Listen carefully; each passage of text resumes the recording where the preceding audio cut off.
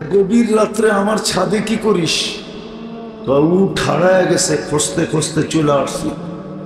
বলছে পাগল নাকি, উঠ ছাদে উঠবে কি করে, আর তুই ছাদে উঠ পাবি কি করে? বলছে আমি পাগল হলে আপনিও পাগল। বলছে আমি পাগল কি করে?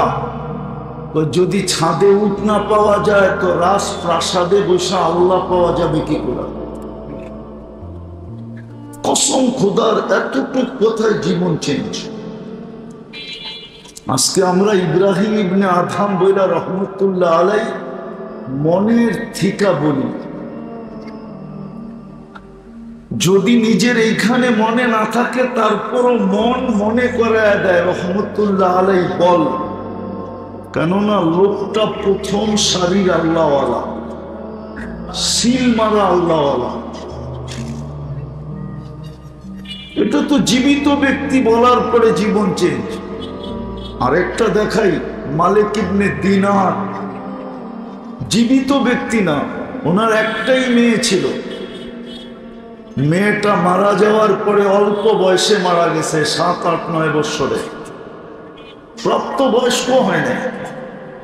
স্বপ্নে দেখা হওয়ার পরে বাপের কলা এইখানে ধরছিল মেয়েটা, ধরে একটা ঝাঁকুনি দিয়া বলছে বাবা এখনো কি ফিরে আসার সময় হয় নাই? আপনারা মালিক ইবনে দিনারের জীবনী জানেন না।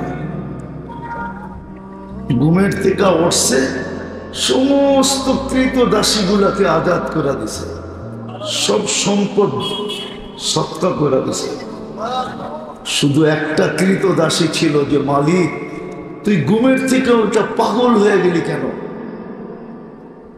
তুই তো আমাদের দুনিয়া ছিলি, 24 ঘন্টা তো রং তামাশায় তোর সাথেই থাকতাম, আজকে তোর কি হইল?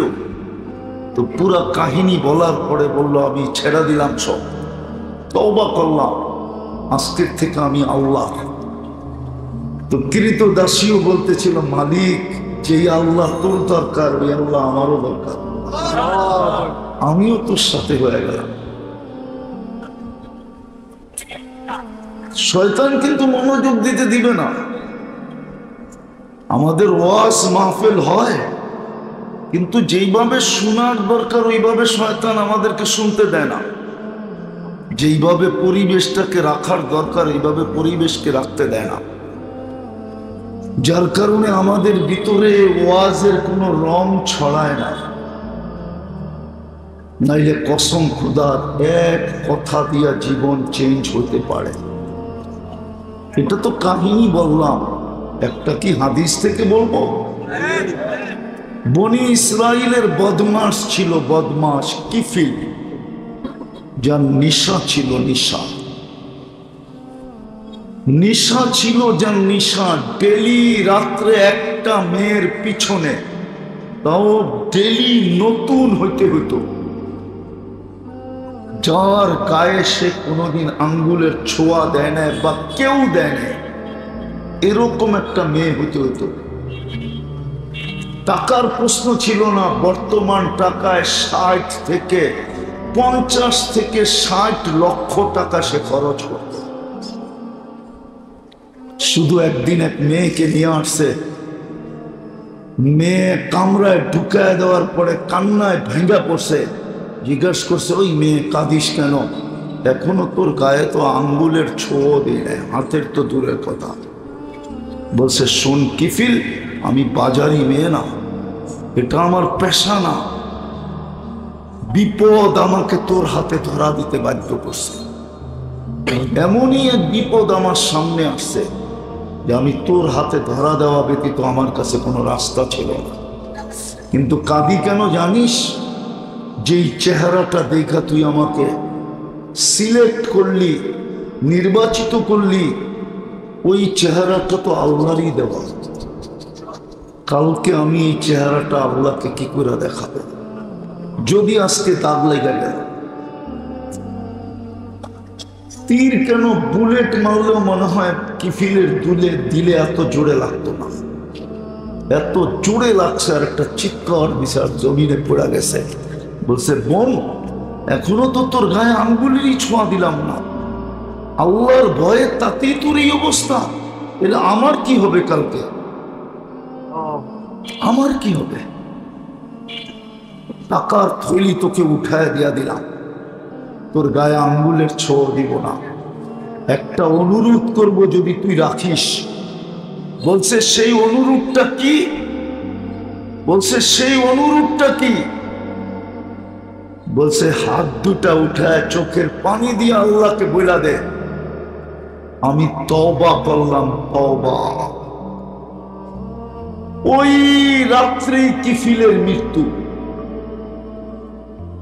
হাদিসের কিতাবে লেখা আছে, ঘরের দরজায় স্বর্ণ অক্ষরে লেখা উঠছে, কদ গফারাল্লাহু লিকিফলিন, আল্লাহ কিফিলকে মাফ করে দিয়েছেন।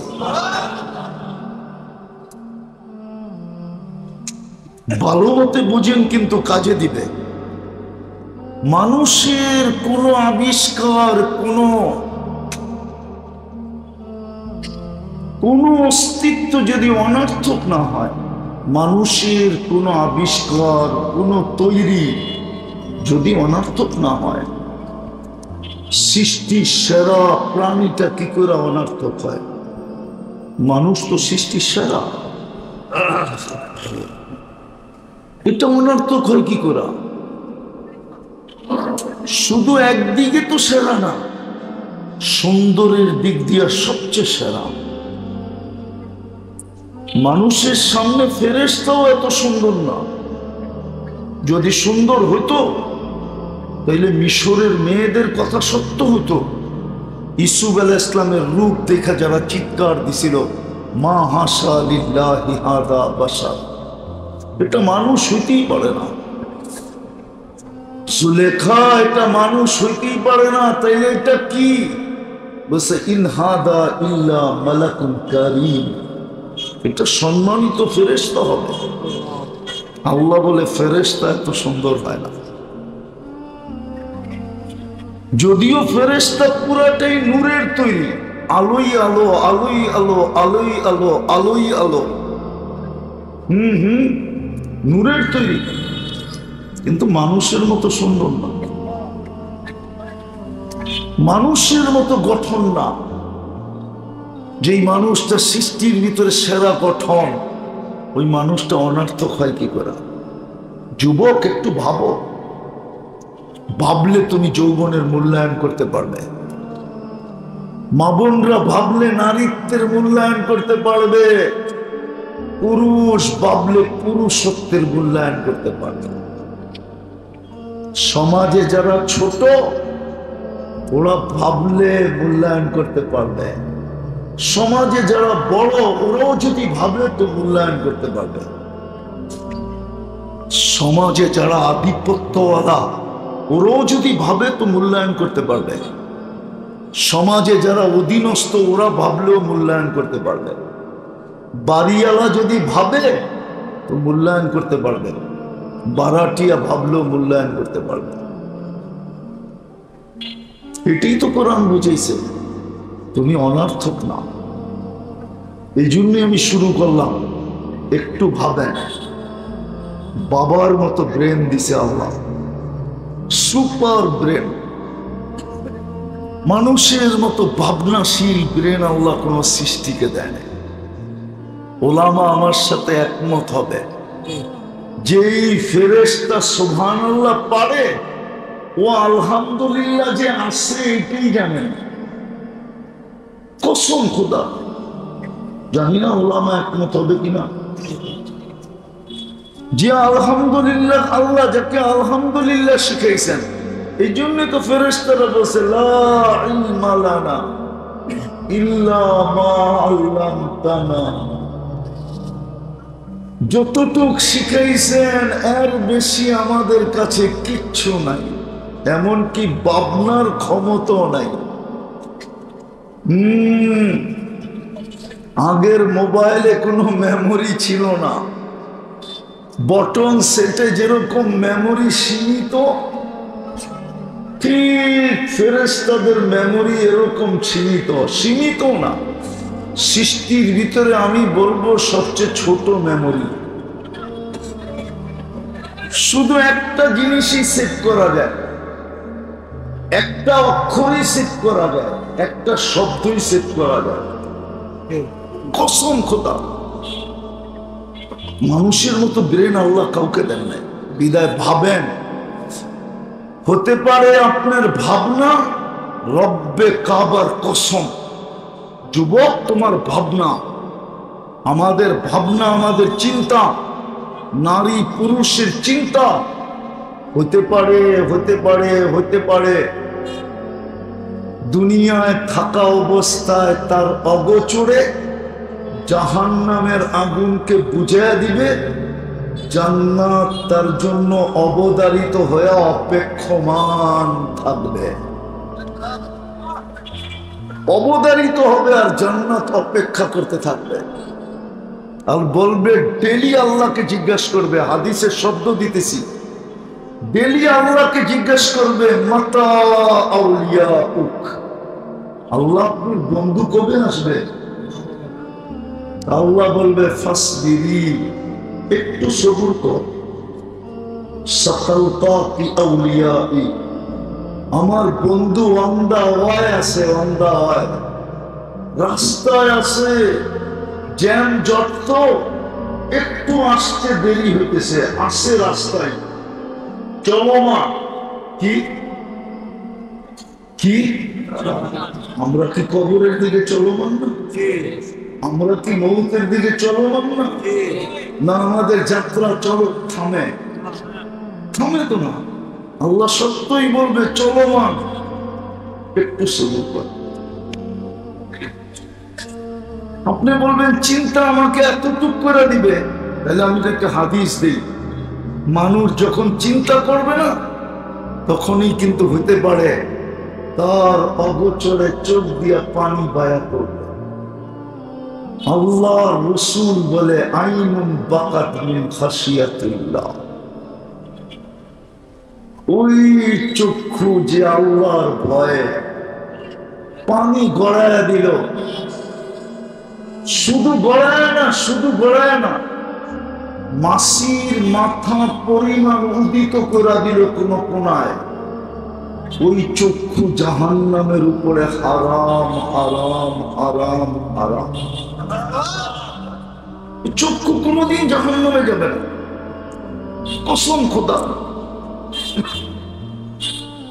আরেকটা হাদিস দিতেছি, হতে পারে চিন্তার কারণে আপনার ভিতরে আফসোসের ঢেউ উঠতে পারে যে হায় করলাম কি।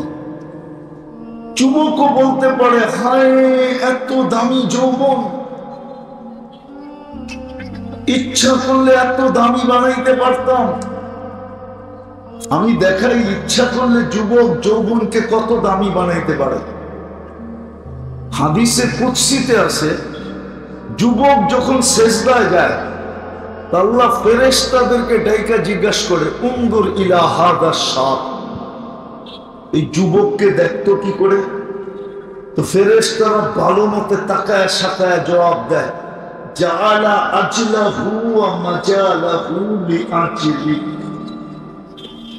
সব কিছুকে গুটায়া গাটায়া আপনার কুদরতি পায়ে রেখে দিয়েছে। সবকিছুকে কি করে গুটায় গাটায়, সব কিছু গুটাইতে গুটাইতে পুত্রা বান্দা আপনার কুদরতি পায়ে রেখে দিছে। আল্লাহ প্রথম বলে ইন্নী উবাহি বিহিল মালাইকা, ও ফেরেশতারা সাক্ষী থাকো, এই যুবককে নিয়ে আমি তোমাদের উপরে গৌরব করি। কসম খোদা, আমাদের যুবকদের ভাবনার ক্ষমতা শেষ হয়ে গেছে। যদিও আমরা ওদেরকে নিয়ে কাঁদি সারাদিন, আমাদের ভাবনাই ওদেরকে নিয়ে। আমার এই লাইনে আসার উদ্দেশ্য হলো যুবকদেরকে নিয়ে। আমি একটা লাইনে চলতেছিলাম, দুনিয়া জানে, কসম খোদার যুবক, আমি একটা লাইনে চলতেছিলাম, যেই লাইনে চলেই আমি দুনিয়া 103টা দেশ দেখছি। আমি ওই লাইনের থেকে এই লাইনের আসার উদ্দেশ্য এটা। দেখি যুবকদের বিবেকের পর্দা খুলতে পারে কিনা। আমার সমাজের যুবকদেরকে আমি হায় হায় হায় কর্তবীর জমানার যুবক বানাইতে পারি কিনা। ইমাম কর্তবী রহমতুল্লাহ আলাইহির জামানার ওই যুবক বানাইতে পারি কিনা, যে জান্নাতের নিশায় সারাদিন করতো, সারা রাত্র মুসল্লায় দাঁড়ায় থাকতো, সারাদিন রোজা রাখতো। ঘরেরা বুঝানোর পরেও মানে নেয়, বন্ধু বান্ধব প্রতিবেশী বুঝানোর পরেও মানে নেয় যে এত কঠিন পরিশ্রম করলে একদিন তার হয়তো ছেড়া যেতে পারে। সে বলছে জান্নাতের নিশা আমাকে পাগল করে ফেলছে, আমি থামি কি করে। দুনিয়ার মানুষ যদি মাদকের নিশায়, জুয়ার নিশায়, সুদ ঘুষের নিশায়, বেজ্জতির নিশায় যদি পাগল হইতে পারে, মা বাবার গলায় পর্যন্ত ছুরি দিতে পারে, মা বাবাকে হত্যা করতে পারে, জান্নাতের নিশা তো এর চেয়ে কোটি গুণ বেশি।